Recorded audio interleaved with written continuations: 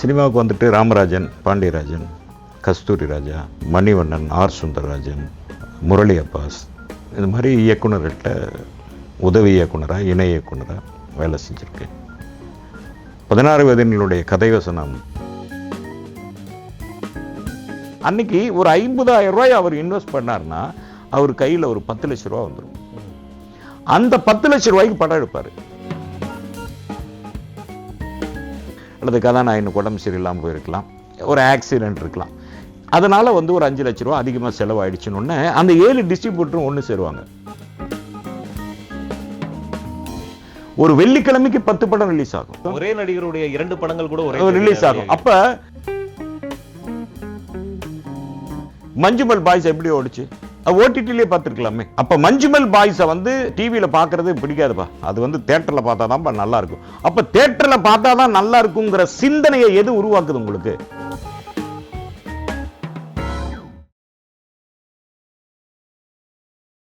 அப்பா மீடியா நேயர்களுக்கு வணக்கம். இன்றைக்கு நம்மளோட திரைக்களம் நிகழ்ச்சியில் கலந்துக்கிறதுக்காக இயக்குனர் சிபி சந்தர் அவர்கள் வந்திருக்காங்க. நான் உங்கள் ஆனந்த். வாங்க நிகழ்ச்சிக்குள்ள போலாம். வணக்கம் சார். வணக்கம். எப்படி இருக்கீங்க? நல்லா இருக்கேன். சார், முதல்ல நம்ம நேயர்களுக்கு உங்களை பற்றின ஒரு சின்ன அறிமுகம் கொடுத்துருங்க. ஓகே, நன்றி. முதல்ல உங்கள் சேனலுக்கு என்னுடைய முதற்கண் வாழ்த்துக்களை தெரிவித்து. அப்பா மீடியா மென்மேலும் வளர்ச்சி பெற நெஞ்சார்ந்த வாழ்த்துக்கள். என்னுடைய பேர் சிபி சந்தர். நான் என்னுடைய சொந்த ஊர்லேருந்து சென்னைக்கு வந்தபோது வளம்புரி ஜான் என்கிற ஒரு எழுத்தாளர்கிட்ட உதவியாளராக வந்தேன். அவருடைய பத்திரிகையில் உதவி ஆசிரியராக வேலை செஞ்சேன். அதுக்கு பிறகு சினிமாவுக்கு வந்தேன்.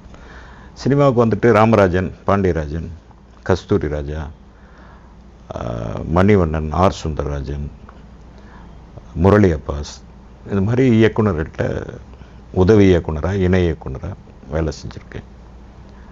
16 வயதினுடைய கதைவசனம் கலைமணி அண்ணன் கூட ஒரு 60லேருந்து 70 படங்களுக்கு கதை விவாதத்தில் அவருடைய உதவியாளராக பணிபுரிஞ்சிருக்கு. 60 திரைப்படங்கள். 60க்கும் மேல்தான் இருக்கும், குறைவு இருக்க வாய்ப்பு இல்லை. அதில் படமாக ஆக்கப்பட்டது ஒரு 30-35 படங்கள் இருக்கும். மீதி அப்படியே கதைகளாக அப்படி இருக்கு. ஒரு மிக நீண்ட பயணம் சினிமாவில். என்னோட பயணம் மிக நீண்ட பயணம். நீங்க அப்போ பார்த்த சினிமாவுக்கும் இப்போ பார்த்த சினிமாவுக்கும் என்ன வேறுபாடு இருக்கிறதா நினைக்கிறீங்க? நிறைய வேறுபாடு இருக்கு.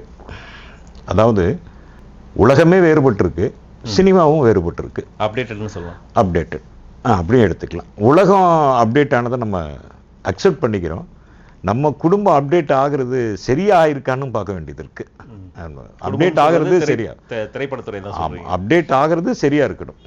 உதாரணத்துக்கு நம்ம அம்மா மாவாட்டுறது இப்படி ஆட்டிட்டு இருந்தாங்க, ரொம்ப கஷ்டப்பட்டுட்டு இருந்தாங்க. கிரைண்டரை கண்டுபிடிக்கும் போது அந்த அப்டேட்டுக்கு நம்மளால மாறிட முடியுது. ஏன்னா அம்மாவனுடைய கஷ்டம் கொஞ்சம் குறைஞ்சிருக்கு. ஆனால் சினிமாவில் நிறைய நம்ம இழந்திருக்கிறத இந்த ஒப்பீட்டு அளவில் நம்ம பார்க்க வேண்டியது இருக்கு. உதாரணத்துக்கு ஃபினான்சியலாக, படைப்பாக, ரிலீஸு, படம் எடுக்கிறது, இந்த மாதிரி பல விஷயங்கள் இருக்கு இல்லையா சினிமாவில். அது எல்லாமே இப்போ மாறுபட்டு இருக்கு. இப்போ இந்த மாறுபட்டதில் தொலைந்தது எது அப்படின்னு பார்க்க வேண்டியது இருக்கு. நான் உதாரணத்துக்கு சொல்கிறேன். நான் ஒரு 25 வருட காலம் ஒரு சினிமாவிலேயே பயணிச்சிருக்கேன். அப்போ எல்லாம் எடிட்டிங் ரூம்லாம் ஒரே ஒரு பிரசாத் ஸ்டுடியோனா அங்கே ஒரு 20 எடிட்டிங் ரூம் இருக்கும். வெவ்வேறு படங்களுக்கு இருக்கும். பக்கத்து அறைகளாக இருக்கும். இப்போ ஏவிஎம் ஸ்டுடியோனா அங்கே ஒரு 25 அறைகள் இருக்கும். அப்போ ஒவ்வொரு படத்துக்கும் ஒரு 5 துணை இயக்குனர்கள்னு வச்சுங்களேன். அப்போ இந்த பக்கம் ஒரு 100 துணை இயக்குனர்கள் இருப்பாங்க, அந்த பக்கம் ஒரு 100 துணை இயக்குனர் இருப்பாங்க. இவங்க எல்லாமே நண்பர்களாக இருப்பாங்க, நண்பர்கள் ஆயிக்குவாங்க. அப்போது கிடைக்கிற ஒரு கேப்பில் கதையை பற்றி விவாதிக்கிறது, அல்லது எனக்கு படம் முடிஞ்சிருச்சு அடுத்து என்ன பண்ணுறதுன்னு தெரில, பா எங்கள் டைரக்டர் உடனே படம் ஆரம்பிக்கிறாருப்பா, நீங்கள் அங்கே வந்துருப்பா, நான் சொல்கிறேன்ப்பா அப்படின்னா ஒரு உறவு இளையோடிட்டு இருக்கும். அது இன்னைக்கு மிஸ்ஸு. எடிட்டிங் எங்கேயோ இருக்குது, டப்பிங் எங்கேயோ இருக்குது, ஒருத்தர் பார்க்கறது வாட்ஸ்அப்பில் தான் பார்த்துக்க முடியுது.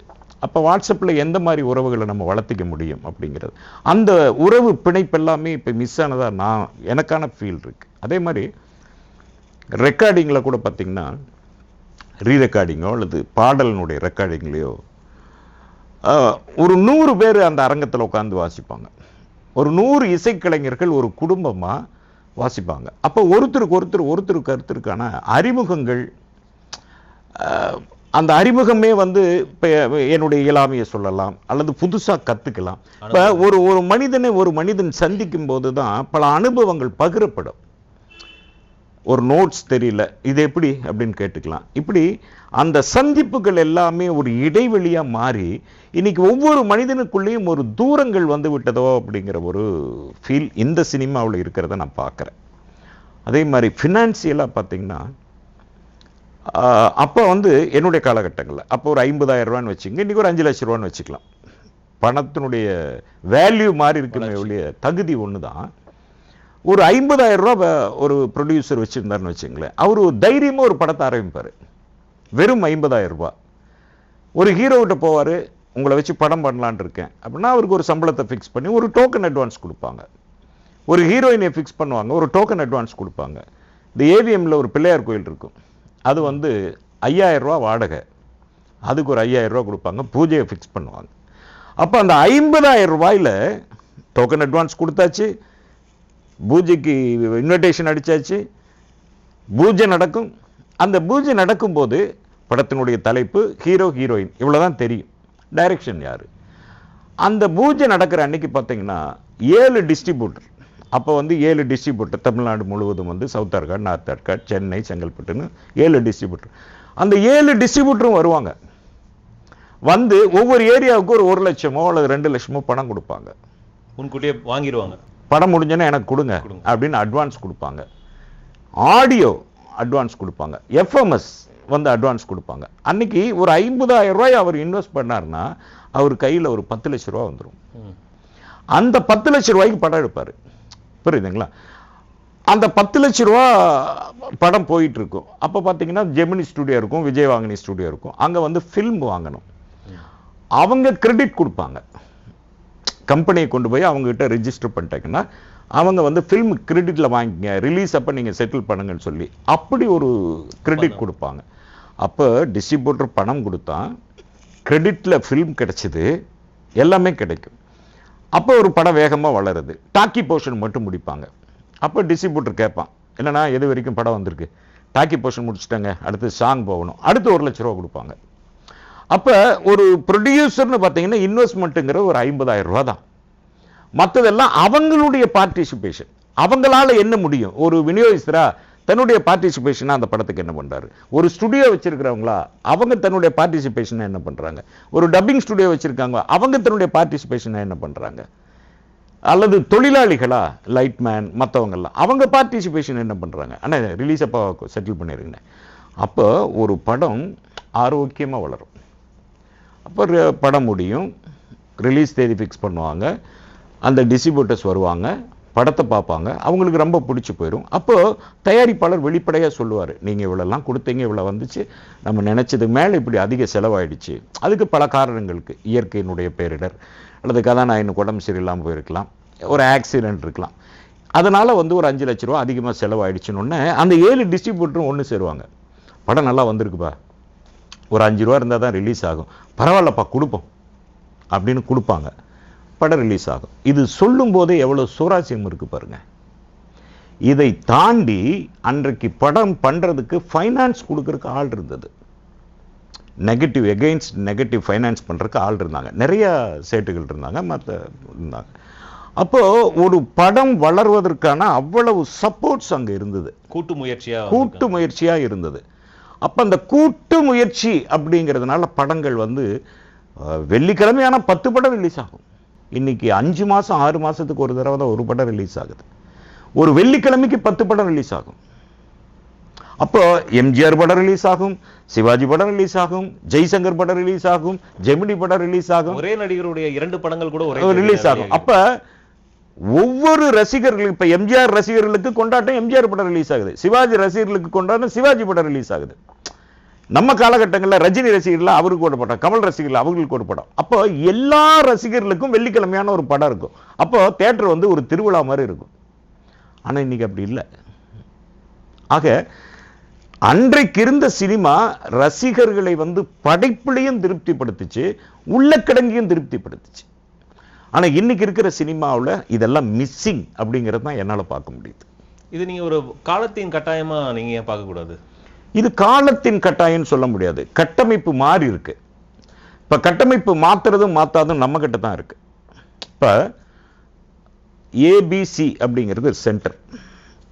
உதாரணத்துக்கு கரகாட்டக்காரன் ஒரு படம், சின்னத்தம்பின்னு ஒரு படம். கரகாட்டக்காரன் படம் வந்து ஏ சென்டர்ல பார்த்தீங்கன்னா மிக சென்னை போன்ற நகரங்கள்ல, குறிப்பா சென்னை, மிக சொற்பமாக தான் வசூல் பண்ணுச்சு.